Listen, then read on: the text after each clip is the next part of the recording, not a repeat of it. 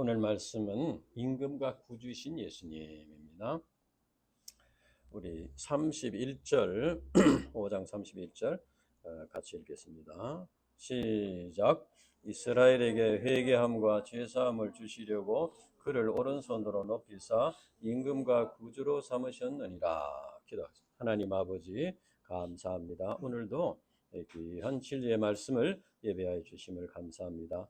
이 깊은 진리를 우리가 사람의 지혜로서는 깨달을 수가 없습니다. 성령께서 깨닫게 해주시고 모든 사탄 마귀 양령 귀신들을 쫓아주시고 이 말씀을 우리 마음에 깊이 새길 수 있도록 도와주시며 이 말씀에 순종함으로써 하나님의 온전하신 뜻을 이룰 수 있도록 축복해 주시옵소서. 감사합니다. 예수님 이름으로 기도합니다. 아멘. 오늘 말씀은 사도들이 내적인 외적인 많은 시련을 극복하고 복음을 전파함으로써 예루살렘 교회가 놀랍게 성장하는 그런 내용입니다. 오늘 이 본문 말씀은 우리 생들에게 있어서 예수님은 어떤 분이 되시는가 하는 것을 가르쳐 줍니다. 그리고 이를 통해서 한계를 가진 우리 인간이 어떻게 참된 행복을 누리며 살 수 있나, 어떻게 승리의 삶을 살 수 있나 하는 것을 가르쳐 줍니다. 17절부터 보면은 대제사장과 그와 함께하는 사람들 사두개인들의 당파가 이제 그 제자들에 대해서 사도들에 대해서 시기심이 가득했다 그랬습니다. 사도들은 표적과 기사를 행하면서 복음을 전하고 그리고 이제 예루살렘 교회가 부흥하고 백성들의 칭송을 받았습니다. 그런데 자기들이 이제 종교 지도자들로서 칭송을 받아야 되는데 사도들이 이렇게 받으니까 거기에 시기심이 일어나서 옥에 가두었다. 이와 같이 사탄 마귀는 우리 인간의 그 시기심을 이용해서 구원의 역사를 해방한다 하는 것을 보여줍니다. 그때 하나님께서 이 사도들을 도와주시는 19절 주의 사자가 밤에 옥문을 열고 끌어내 주었다고 했습니다. 이것은 하나님께서 사도들의 보호자가 되신다. 아버지가 되시고 목자가 되시고 반석이 되신다 하는 것을 가르쳐 줍니다. 사도들은 이를 통해서 볼지어다 내가 세상 끝날까지 너희와 항상 함께 있으리라고 하신 약속의 말씀을 직접 체험하고 확신을 갖게 될 것입니다. 마태복음 28장 20절에 보면은 예수님께서 이제 성천하시기 전에 이와 같이 약속하셨는데 그 약속의 말씀을 이루셨다 하는 것입니다. 그러면 하나님께서 사도들을 감옥에서 끌어내준 그 목적이 무엇이냐? 20절에서 21절 보면은 가서 성전에 서서 이 생명의 말씀을 다 백성에게 말하라. 그들이 듣고 새벽에 성전에 들어가서 가르치더니 여기서 보면은 가서 성전에 서서 이 생명의 말씀을 다 백성들에게 말하라. 이것은 예수님의 그 죽음과 부활의 진리, 또 예수님의 그 십자가의 복음 진리, 구원의 진리를 전파하라는 것입니다. 이것을 볼 때 하나님께서 사도들을 감옥에서 구해 주신 것은 그들의 개인의 안녕이나 평안을 위한 것이 아니고 이스라엘 백성들을 구원하기 위함입니다. 나아가서 세계 만민을 구원하기 위해서 이 생명의 말씀을 다 말하라. 즉 사도들로 하여금 하나님의 보호하심을 체험하고 더욱더 담대하게 복음 진리를 전파하도록 하기 위해서 이렇게 구해 주셨다 하는 것입니다. 여기서 우리는 주님께서 사명을 주시면서 뭐 네 힘으로 한번 이렇게 해봐라 이렇게 한 것이 아니고 사명을 감당할 수 있도록 함께 하시면서 또 힘을 주시고 또 위기에서 건져 주시고 보호해 주시고 도와주신다 하는 것입니다. 즉 복음을 전파하는 사명을 감당할 수 있도록 필요한 것을 채워주신다는 것입니다. 그것이 바로 마태복음 6장 33절 먼저 그의 나라와 그 의를 구할 때 구하면 모든 것을 더하여 주신다. 이 진리가 입증되었다는 것입니다. 그런데 주의 사자가 가서 성전에 서서 했습니다. 가서 성전에 서서 지금 성전에는 대제사장들이 있는 곳입니다. 그래서 그곳에서 하다가는 또 잡혀갈 수도 있는 그 위험한 것입니다. 그런데 성전에 서서 말하라고 했습니다. 어떻게 좀 시골에 가서 조용한 곳에 가서 사람들을 이렇게 다락방에 모아놓고 말씀을 전하고 이렇게 해도 될 텐데 성전에 서서 말하라. 이것은 바로 하나님의 집인 성전이 생명의 말씀을 배우고 가르치는 곳이 되어야 된다. 생명의 말씀 선포하는 것이 되어야 된다. 그것을 가르쳐 줍니다. 오늘날 우리 교회가 이제 사람들끼리 이렇게 교제하는 뭐는 이런 것이 되어서는 안 되고, 물론 교제도 해야 되지만 가장 중심이 성경 말씀을 선포하고 말씀이 가득한 곳이 되어야 된다 하는 것입니다. 그래서 이제 그리고 그 당시 이제 사도들이 이제 금방 풀려났기 때문에 뭐 하루 정도 집에 가서 좀 이렇게 좀 쉬고 샤워도 하고 좀 이렇게 뭐 수염도 깎고 이렇게 좀 하루 쉬었다가 해도 뭐 누가 뭐 나무랄 상관 없을 것입니다. 그러나 사도들은 곧바로 아침에 새벽에 풀려났는데 곧바로 성전에 가서 말씀을 가르쳤다. 그만큼 이제 이 사도들이 절대적인 자세로 이 사명을 감당했다 하는 것입니다. 그때 종교 지도자들의 반응이 어떠한가? 21절에서 28절까지 이렇게 쭉 보면은 그때 종교 지도자들이 이제 아직 그 풀려난 걸 모르고 감옥에 있는 줄 알고 이제 그 사도들을 잡아오라고 이렇게 재판을 하려고 이제 오라고 했는데, 그 잡으러 간 사람들이 데려간 사람들이 감옥에 문은 잠겨 있고 지키는 파수꾼도 있는데 문을 열어보니까 안에는 사람이 없었더라. 근데 그 시간에 사도들은 성전에서 백성들을 가르치고 있었다. 그래서 그들이 성전에 가서 또 잡아왔습니다. 그런데 백성들이 사도들을 존경하고 있었기 때문에 돌로 칠까 두려워서 강제로 하지 못했다 했습니다. 그러면서 이 사람들이 이제 뭐라고 하냐면 그의 피를 이 사람 여기 보면은 마지막 그 28절에 보면은 이 사람의 피를 우리에게 돌리고자 합니다. 이 사람의 피를 이렇게 말했습니다. 사도들이 복음을 전파하는 것은 이 사람의 피라는 것은 예수님의 피를 말합니다. 그래서 이제 이 사람 피를 자기들 돌린다는 것은 바로 예수님을 죽인 죄값을 의미합니다. 그래서 유대인들은 마태복음 27장에 보면은 십자가에 못 박을 때, 예수님 십자가에 못 박을 때 그의 피를 우리와 우리 자손에게 돌릴지어다 이렇게 큰 소리 쳤습니다. 그래서 이제 예수님이 그리스도인 것이 입증이 되면은 예수님이 죽인 죄로 인해서 죄값을 받아야 된다, 심판을 받아야 된다, 그 말이에요. 그래서 그들은 사도들이 저렇게 열심히 복음을 전파하는 것은 예수님을 죽인 자기들의 죄를 드러냄으로써 자기들에게 보복을 하기 위함이다, 이렇게 생각했다는 것입니다. 이것은 일종의 피해망상이라고 할 수 있습니다. 이것은 죄의식과 심판에 대한 두려움에서 나오는 것입니다. 이처럼 종교 지도자들이 복음 진리를 이제 부정하고 사도들을 잡아 가둔다고 해서 죄가 없어지는 것이 아니라는 거죠. 죄의식에서 벗어날 수 있는 것이 아니다. 이것은 이제 우리가 거울에 더러운 자기의 모습이 비춘다고 해서 거울을 깨트린다고 해서 더러운 모습이 없어지는 것은 아니다.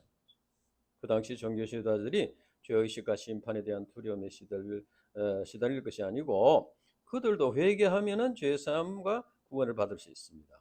우리 사도행전 3장 19절 읽어보겠습니다. 사도행전 3장 19절. 3장 19절. 읽어보겠습니다. 3장 19절 시작. 그러므로 너희가 회개하고 돌이켜 너희 죄 없이 함을 받아라. 이같이 하면 새롭게 되는 날이 주 앞으로부터 이를 것이요. 이제 베드로가 설교를 하면서 유대인들에게 너희가 회개하고 돌이켜서 죄 사함을 받아라 이렇게 했습니다.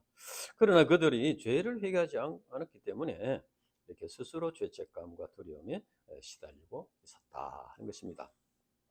이처럼 오늘날도 말씀을 전파하면 거부하는 경우가 많은데 그 근본 이제 뿌리를 생각해 보면 자기들의 죄가 드러나기 때문입니다.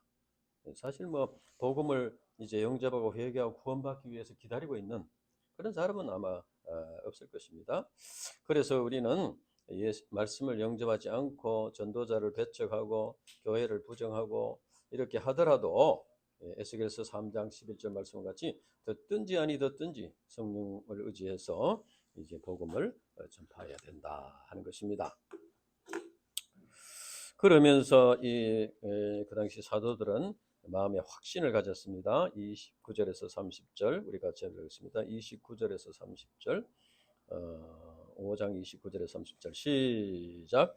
베드로와 사도들이 대답하여 이르되 사람보다 하나님께 순종하는 것이 마땅하니라. 너희가 나무에 달아 죽인 예수를 우리 조상의 하나님이 살리시고 이스라엘에게 회개함을 죄사함을 주시려고 그를 오른손으로 높이사 임금과 구주로 삼으셨느니라. 너희가 나무에 달아 죽인 예수를 우리 조상의 하나님이 살리시고. 여기 보면 이제 사람보다 하나님께 순종하는 것이 마땅하다. 이 말은 사도들이 종교 지도자들의 그 위협에 굴복하지 않고 복음 진리를 전파하겠다는 것입니다.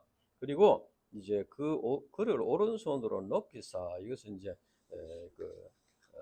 하나님께서 십자가에 죽으신 예수님을 다시 살리셔 가지고 이제 하나님 보좌 우편에 이렇게 올리셨다는 겁니다. 그런데 본문 말씀에 보면은 하나님께서 이스라엘에게 회개함과 죄사함을 주시려고 예수님을 임금과 구주로 삼으셨다 했습니다. 여기 보면은 회개함과 죄사함 그리고 임금과 구주로 삼으신 것이 서로 연관되어 있다는 걸 알 수 있습니다. 여기서 임금과 구주라는 것은 예수 그리스도의 그 신분과 사역을 나타내 주는 것입니다. 임금이라는 것은 이제 왕, 신분을 나타내주고 구주라는 것은 사역을 말하는 거예요. 구원의 역사, 죄사함과 구원의 역사를 이루신다. 이는 곧 예수님이 우리 인간들을 구원할 구원자가 되신다는 것이고 예수님이 우리 인간들의 주인이요 왕이 되신다 하는 것입니다. 이는 우리 인간이 예수님을 믿고 구원받는 진리에는 두 가지 측면이 있다. 두 가지 측면이 있다 하는 것을 알 수 있습니다. 첫째로는 예수님을 믿는 것이 무엇이냐? 예수님을 믿는 것은 예수님이 우리 자신의 구주인 것을 믿는 것입니다. 예수님 구주인 것은 그러니까 죄사함을 받고 죄사함 주시기 위해서 십자가에 죽으신, 십자가에 고난 당하신, 자기를 희생하신 그 구주인 것을 믿는 것이다. 그리고 그 믿을 때 죄에서 자유함을 주시고 참된 평안을 주시는 분이시다. 그것을 믿는 것이 이제 구주의 첫째고, 두 번째는 예수님을 믿는다 하는 것은 예수님을 자기의 임금이 되심을 영접하는 것입니다. 그래서 이제 예수님을 믿는 사람은 자기의 삶의 주인이 바뀌는 것입니다. 이제 만약에 이제 구주이신 예수님을 믿고 죄사함을 받았다, 이렇게 구원받았다 이렇게 하면서 삶의 주인이 여전히 자기 자신이나 뭐 부모님이나 이렇게 되는 것은, 그래서 자기의 계획대로 자기의 욕심대로 이렇게 산다면은 이것은 이제 예수님의 그 십자가 은혜를 헛되게 하는 것이 될 것입니다. 구주이신 예수님을 믿음으로 죄 사함을 받고 임금이신 예수님을 영접하고 이렇게 주인으로 이렇게 섬기는 삶으로 변화를 받는 것이 온전한 구원이다 하는 것입니다.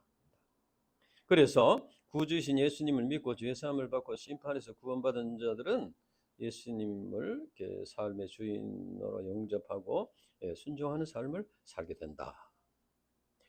그리고 예수님을 삶의 주인으로 영접하고 이제 자기 중심의 삶에서 이제 하나님 중심의 삶으로 변화돼서 순종하는 삶을 사는 것이 구주이신 예수님을 믿음으로 죄 사함 받고 구원받은 자이다 하는 것을 입증하는 것이 된다는 것입니다. 그래서 먼저 우리가 구주이신 예수님을 믿음으로써 죄 사함을 받고 구원의 체험을 하고 하나님 나라의 소망을 바라보게 될 때 우리가 예수님을 주인으로 모시는 삶을 살게 되고, 예수님을 주인으로 모시는 삶을 사는 것이 진정으로 예수님을 구주로 영접하고 죄 사함 받고 구원받은 자라는 것을 입증하는 것이 된다는 것입니다. 그런데 우리가 여기 한 가지 이제 알아야 되는 것은 이제 예수님이 왕이요 주인이다 하는 것인데, 세상 왕들은 참 이기적이고 자기중심적이어서 백성들에게 별 도움이 되지 않는 경우가 많습니다. 그러나 예수님은 왕이 되시는데 어떤 왕이냐? 자기 목숨을 희생하신 왕입니다. 우리 인간을 위해서 자기 목숨을 희생하신 목자와 같은 왕이라는 것입니다. 그래서 왕 대신 예수님은 우리 인생들을 노예와 같이 부려먹고 이런 것이 아니고 목자와 같이 우리 인생들을 보호하시고 가장 안전한 길로, 가장 복된 길로 인도하시는 왕이라는 것입니다. 그래서 다윗은 여호와는 나의 목자시니 내게 부족함이 없으리로다 이렇게 고백했습니다. 하나님께서 다윗을 푸른 풀밭과 쉴만한 물가로 인도하시면서 그의 생명이 소생하도록 도와주셨습니다. 그리고 사망의 엄침한 골짜기와 같은 험한 길에서 막대기와 지팡이로 보호하시면서 그의 믿음을 연단하셨습니다. 그래서 나중에는 원수 앞에서도 축배의 잔을 이렇게 마시게 이렇게 함으로써 승리의 삶을 살도록 인도해 주셨다는 것입니다. 그래서 하나님은 다윗의 왕이신데 목자와 같은 왕이셨다 하는 것입니다. 주님께서 오늘날 우리들에게도 목자와 같은 왕이 되십니다. 우리 인간은 참 지혜로운 것 같지만은 사실은 내일 일을 알지 못합니다. 그래서 열심히 자기가 무슨 지혜를 짜내고 이렇게 해서 열심히 뭘 준비하고 이렇게 이 험한 세상을 헤쳐나가려고 하지만 늘 이제 두려움과 염려에 시달릴 수밖에 없습니다. 우리가 목자와 같은 왕이 되시는 주님을 믿고 주님에게 우리의 삶을 의탁할 때 주님께서 가장 안전하고 복된 길로 우리의 삶을 인도해 주신다 하는 것입니다. 이것은 좀 이제 조금 살아보면 이제 알 수가 있는 일입니다. 그래서 우리가 예수님을 왕으로 주인으로 모신다고 해서 우리가 일방적으로 나를 희생하고 그저 뭐 노예와 같이 이렇게 시키는 일을 하고 이렇게 한다는 것이 아니고 우리가 예수님을 주인이고 왕으로 모실 때 내가 알지 못하는 그 앞날 장래를 주님이 아시고 이렇게 복된 길로 안전한 길로 이끌어 주신다는 겁니다. 이것을 꼭 우리가 기억해야 되겠습니다. 그러면 예수님을 삶의 주인으로 모시고 사는 것은 어떤 것이냐? 32절 우리는 이 일의 정인이요 하나님이 자기에게 순종하는 자들에게 주시는 성령도 그러하다. 우리는 이 일의 정인이라. 사도들은 예수님의 죽으심과 부활을 목격한 정인들입니다. 그러니까 그 정인들이 정언을 해줬기 때문에 오늘 우리들까지 이렇게 전파가 되었습니다. 그래서 예수님의 말씀에 순종해서 예수님의 죽으심과 부활을 정언하는 정인의 삶을 살았다 하는 것입니다. 그러니까 이제 예수님을 주인으로 왕으로 이렇게 모시고 산다는 것은 무엇이냐? 예수님께서 원하시는 가장 큰 뜻이 무엇이냐? 그것은 이 세상 만민을 구원하는 것입니다. 구원하기 위해서 목숨을 버리셨습니다. 자기 목숨을 버리면서 하신 일이니까 얼마나 그 간절히 원하겠습니까? 그 주님이 주인이 원하시는 일을 우리가 이렇게 그 일에 동참해서 감당하는 것이 주인을 모시는 삶이다 하는 것입니다. 그리고 하나님이 순종하는 사람들에게 주신 성령도 그러하다. 이것은 하나님께서 사도들에게 성령을 보내주셔서 예수님을 증언하도록 하신다는 것입니다. 그러니까 사도들을 통해서 주님께서 직접 이렇게 하시는 것이 아니고 주님께서 직접 캠퍼스 양들을 이런 게 아니고 사도들을 통해서 제자들을 통해서 오늘 우리 신자들을 통해서 그 역사를 이루신다. 우리가 죄사함 받고 심판과 지옥 형벌을 받지 않고 천국의 소망을 갖게 된 것은 너무나 참 크신 은총의 축복입니다. 하나님께서는 이러한 크신 은총과 축복을 우리 자신들만 누리는 것을 원하지 않습니다. 이 세상 불신자들, 불신 가족들, 불신 캠퍼스 양들에게 그 은총을 나누어 주기를 원하십니다. 그래서 우리는 주인의 뜻을 받들어서 임금과 구주가 되시는 예수님을 증언하는 삶을 사는 것입니다. 그때 이제 율법 교사 가말리엘이 사도들의 말을 듣고 크게 분노해서 이렇게 했는데 종교 지도자들이 분노하고 있었는데 이 율법사 가말리엘이 그들을 이제 도와주었습니다. 33절에 39절 보면은 종교자들이 이제 화가 나가지고 그들 사도들을 죽이려고 했습니다. 그때 이제 율법 교사인 가말리엘이 스스로 이제 그 두 가지 일인데 선지자라고 주장하다가 죽임을 당한 드다, 또 로마에 항거하다가 죽임을 당한 유다의 사건을 언급했습니다. 그래서 가말리엘은 이를 근거로 해서 사도들의 사역이 사람으로부터 났으면은 가만히 놔둬도 그냥 무너질 것이다. 그러니까 그냥 두면 된다. 그렇지 않고 만약에 하나님으로부터 났으면은 이 무너뜨리지 못한다. 너희들이 무너뜨리지 못할 뿐 아니라 너희들이 하나님을 대적하는 죄를 짓게 되는데 하나님을 대적해가지고 너희가 살아남을 수 있겠냐? 이렇게 이제 고면했습니다. 그러니까 가마리엘은 아마 율법도 그러니까 아주 깊이 연구한 분들은 이렇게 깨닫는 것 같아요. 그 당시 종교 지도자 대제사장들 바리새인들은 좀 이렇게 좀 시원찮게 이렇게 껍데기만 알고 있었는데 가마리엘 같은 이런 아주 깊이 연구한 분들은 하나님의 주권에 대해서 이렇게 알게 된 것이죠. 우리가 성경을 깊이 읽고 깊이 공부하면은 하나님에 대해서 하나님의 주권과 사랑에 대해서 깊이 깨닫게 되는 거예요. 결국 종교 지도자들은 사도들을 이제 그들이 옳게 여겨서 40절 40절 보면은 채찍질하고 이제 다시는 예수님의 이름으로 말하지 말라 이렇게 하고 보냈습니다. 율법에는 이제 공의 명령에 복종하지 않으면은 채찍을 40대 때린다는 신명기 25장 3절에 그런 말이 있습니다. 그래서 종교자들이 채찍을 때리고 다시는 말하지 말라 이렇게 하는데 사도들은 어떻게 생겼냐? 그 이름을 위하여 능력받는 일에 합당한 자로 여기심을 기뻐하면서 공의 앞에서 떠났다. 그래서 이제 풀려나게 되었는데 이것은 이제 이 사도들은 주님의 이름을 위해서 능력받는 거, 무시당하는 거, 이렇게 고난당하는 것을 고난당하는 일에 합당한 자로 여기는. 이것은 뭐냐면은 예수님을 위해서 능력받는 것이 예수님에게 속한 자다, 예수님의 참된 제자다 하는 것을 입증하는 것이 된다는 겁니다. 적당하게 타협하면은 뭐 이렇게 이 종교 지도자들에게 적당하게 타협해서 좀 뭐 이렇게 피하고 안 하고 이렇게 하면은 안 받겠죠. 근데 그렇게 하지 않고 능력을 당하는 것이 박해를 당하는 것이 오히려 예수님에게 속한 자다 하는 것을 입증하는 것이 되기 때문에 오히려 그걸 기뻐했다는 것입니다. 사도들은 원래 고난과 십자가를 두려워했습니다. 그래서 예수님이 십자가 못 박힐 때 다 도망갔습니다. 베드로도 3번이나 예수님을 모른다고 부인했습니다. 그러나 이제 예수님이 임금과 구주가 되심을 깊이 영접하고 예수님이 부활과 성천을 체험하고 난 뒤에 예수님이 참된 임금이시고 참된 구주이시다 이것을 영접한 후에는 놀랍게 변화되어서 예수님의 이름을 위해서 능력받는 일을 기뻐했다고 했습니다. 이처럼 예수님이 구주와 임금이 되심을 믿고 구원받은 신자들은 주님을 위해서 고난당하는 것을 이제 기뻐하는. 왜냐하면 고난당하는 것이 내가 이제 참된 주님의 제자가 됐구나. 이런 이제 확인을 받는 것이다. 그래서 사도 베드로는 나중에 이렇게 간증했습니다. 베드로전서 4장 우리 같이 읽어봅시다. 베드로전서 4장 12절에서 14절. 베드로전서 4장 12절에서 14절.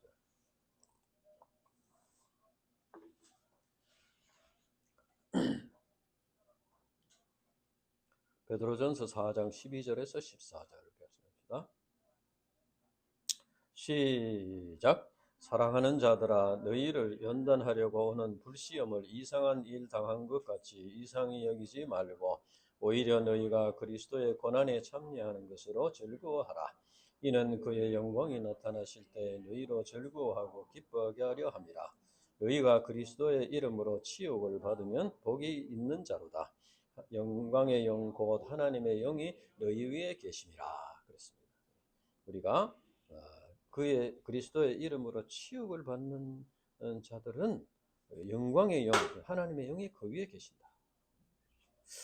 우리 신자들이 임금과 구주이신 예수님을 이렇게 이제 믿고 또 이제 따르는 삶을 사는 데는 고난이 따른다는 겁니다. 예수님께서도 누구든지 나를 따라오려거든 자기를 부인하고 자기 십자가를 지고 나를 따라. 예수님을 따르는 것이 그저 이렇게 뭐 평안하고 이런 게 아니고 자기를 부인해야 되고 자기 십자가를 져야 되는 것이 있다는 겁니다. 대개 이제 신앙생활에 따르는 고난에 대해서 3가지 반응이 있다. 이렇게 생각해 볼 수 있습니다. 첫째는 그 고난을 회피하는 인본적인 신앙입니다. 이는 곧 이제 말씀을 듣고 알지만은 십자가와 고난이 두려워서 이제 결단을 하지 못하는 경우입니다.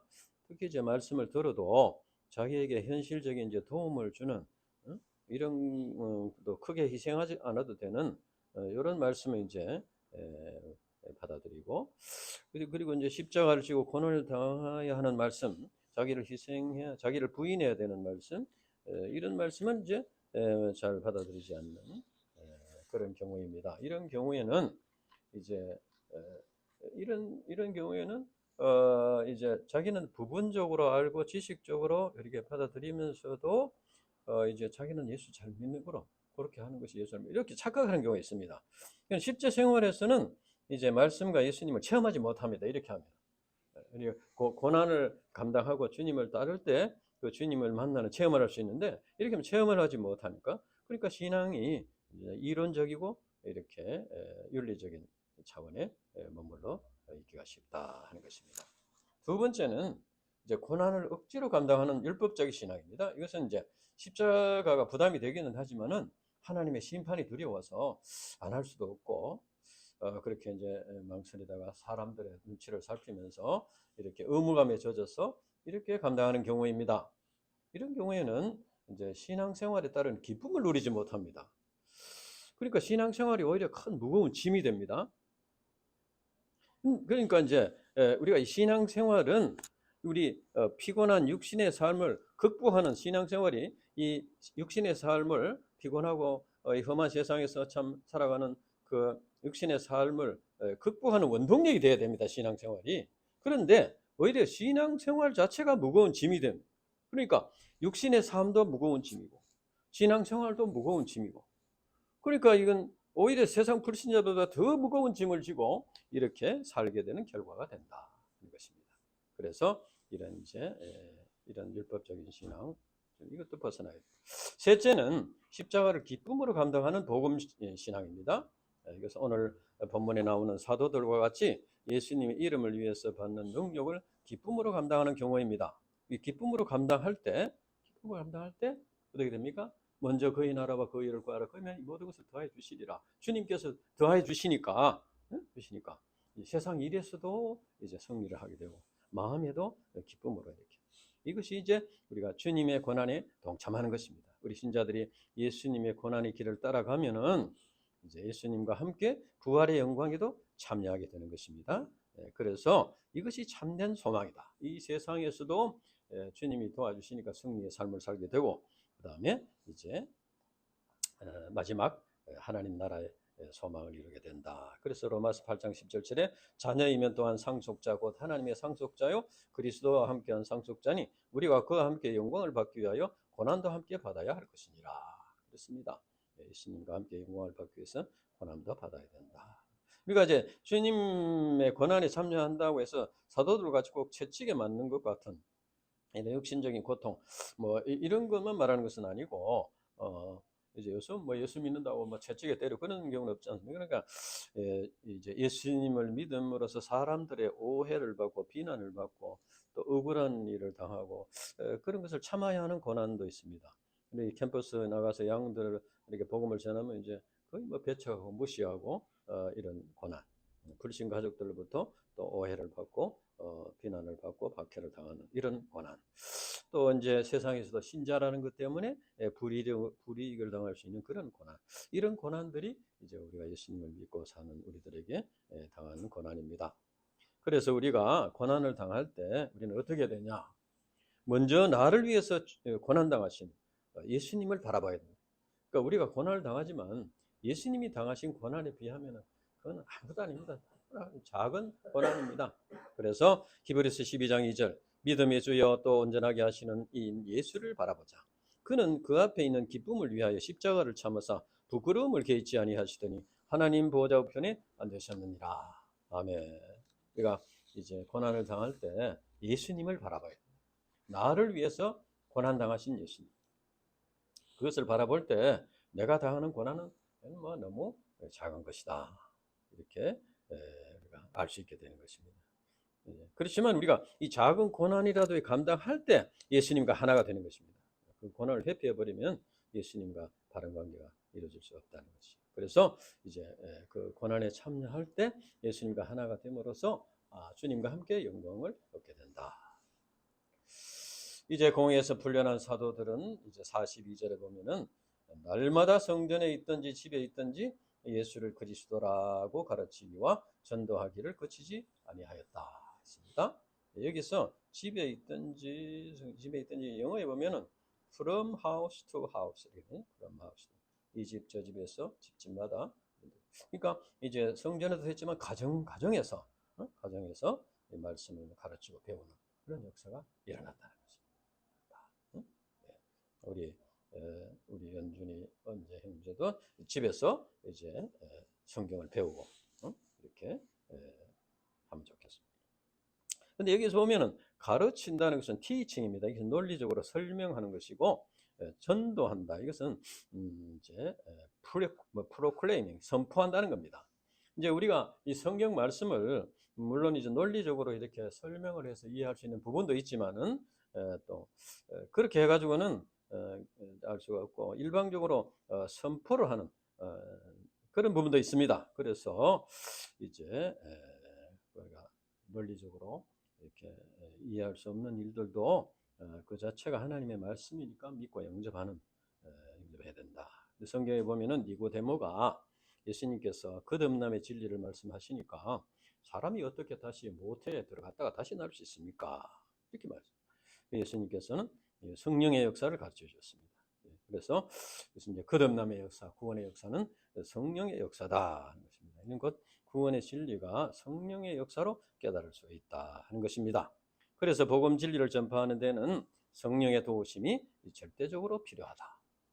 그래서 이제 사람이 지혜로서는 다 깨달을 수 없기 때문에 성령의 감동하심으로만이 그래서 우리가 성경을 가르치고 배울 때 또 메시지를 전하고 듣고 할 때 성령의 감동하시는 역사를 위해서 우리가 간절히 기도하고 성령의 도우심을 구해야 한다는 것입니다. 이제 6장의 1절에 7절까지는 이제 교회가 성장하니까 아주 예상치 못한 문제가 생겼습니다. 그것은 이제 그 가난한 과부들에게 구제를 하는데 헬라파 유대인들과 히브리파 유대인이라고 했는데 헬라파라는 것은 이제 이스라엘 외부에서 이스라엘 밖에서 온 그런 헬라어를 쓰는 그런 유대인들을 말하고 히브리파라는 것은 히브리어를 쓰는 원래 그 이스라엘 땅에 살던 사람들을 말합니다. 그러니까 이제 서로 이제 이것이 이제 구제에 빠지고 이렇게 됐는데 뭐 단순한 사무차고인지 뭐 어떻게 뭐 차별을 실제로 했는지 그건 알 수 없지만은 어쨌든 간에 사단 마귀가 이거를 이용해서 공동체를 무너뜨리고자 했다. 꼭 사단 마귀는 이런 문제를 가지고 이제 여자들을 갈라놓고 이렇게 하는 경우가 많습니다.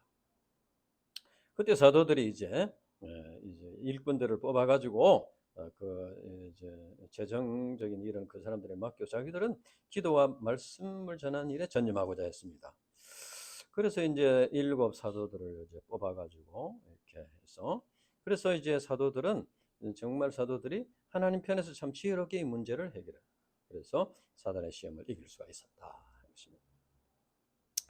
이제 그 사도들이 기도와 말씀에 전념한 결과가 어떠냐? 7절.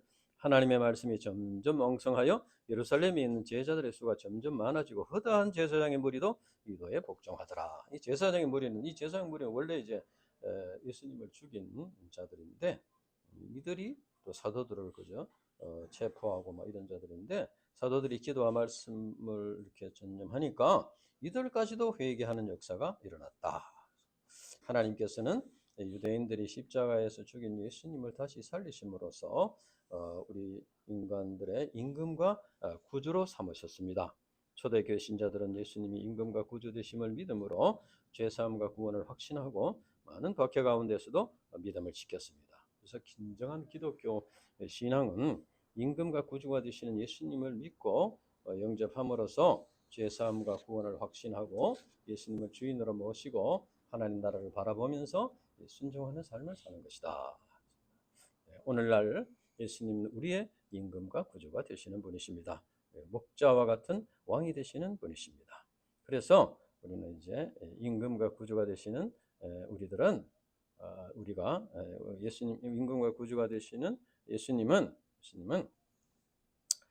우리의 연약함을 잘 아십니다. 우리의 연약함을 잘 아시고 우리의 앞길을 다 아십니다.